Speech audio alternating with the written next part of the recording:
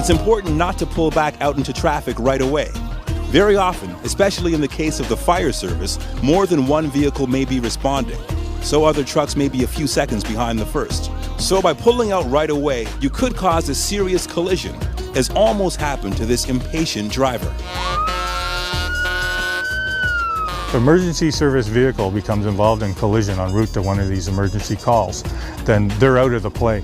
So some other responder now has to start from square one to get to that call. So the time delay will be even more significant. So always check the way is clear before pulling out to protect everyone from being involved in a collision.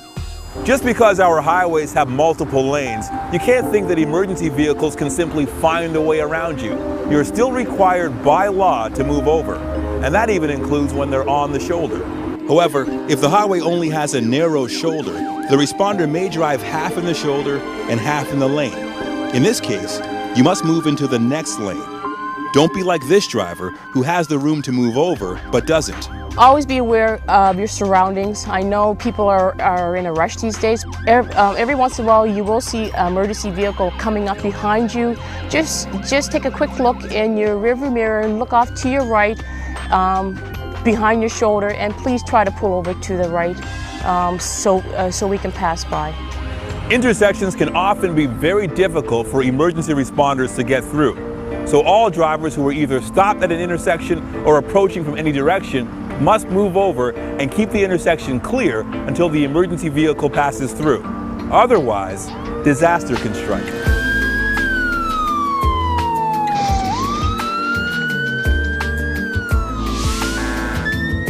As the police car approaches this intersection, these drivers just stop where they are, even though it's their responsibility to move.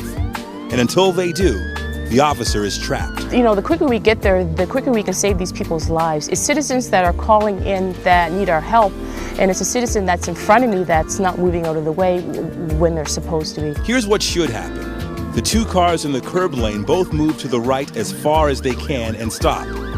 Because the red car in the intersection is committed to making a left turn, they must clear the intersection by completing their turn and then move to the right and stop. Since the second red car has not entered the intersection, they move to the right and also stop. The officer can now get through without delay.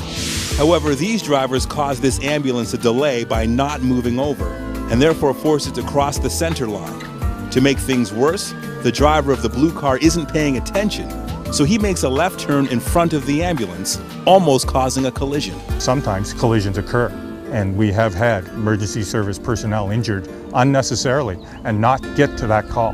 Whenever you are approached by an emergency vehicle at an intersection and you want to turn left, don't. Instead, you must move over to the right and stop with all the other vehicles. This gives the ambulance a clear lane in the same direction of travel and avoids them from having to cross the center line. Crossing the center line into oncoming traffic is not something emergency responders ever want to do, but sometimes they're forced to because some drivers don't move over. Now, while it's lawful for them to do, it can be dangerous. Contrary to how exciting it seems to go into oncoming traffic and to cross over that line, it's quite a dangerous maneuver to make because the drivers, I would suspect, have a more delayed response to us. They're not expecting to see us coming at them. These paramedics are forced into oncoming traffic when no one in front moves over, and the drivers coming in the opposite direction don't know what to do, so they simply stop where they are. This makes it extremely difficult and dangerous for the paramedics to get through.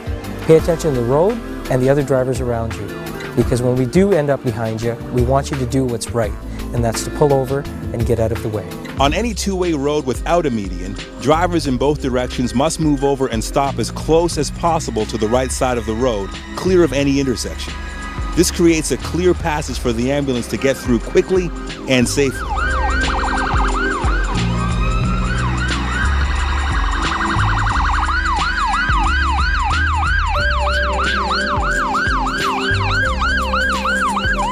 See the difference? When all the drivers moved to the right and stopped, the ambulance saved 7 seconds. Those 7 seconds may not seem like much to you, but they mean a great deal to the patient in the back. Just ask 30-year-old Terry Flynn.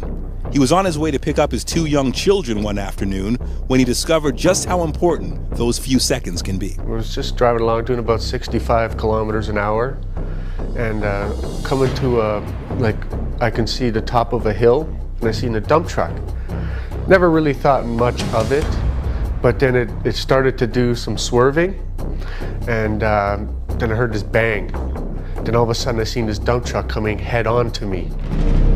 The dump truck had blown a tire, which caused it to cross the highway and smash into Terry's minivan, tearing it apart and pushing it into a field. Terry, who was severely injured, was pinned inside for 30 minutes before they got him out. Terry had a skull fracture, a badly damaged arm, left arm, and in reality, life-threatening condition. Although Terry received immediate medical attention at the scene and while in ambulance, Ian was greatly concerned about the long drive here, the trauma unit at Sunnybrook Health Sciences Center. He had to watch every minute ticking on the clock as Terry's life was hanging in the balance. Now, when I get down to the 401, it would just stop in all lanes. Now, this was the difficulty I had, was to try and get through that traffic and safely, but as quickly as possible, to Sunnybrook. People were great. They were excellent. They're really part of the team. They pulled to the right, they did it in a safe manner, a quick manner, and thanks to them, that we saved his life. In the ideal situation, the patient would get the definitive medical attention needed within an hour of the accident actually happening. To say thank you to those drivers. I appreciate what they did.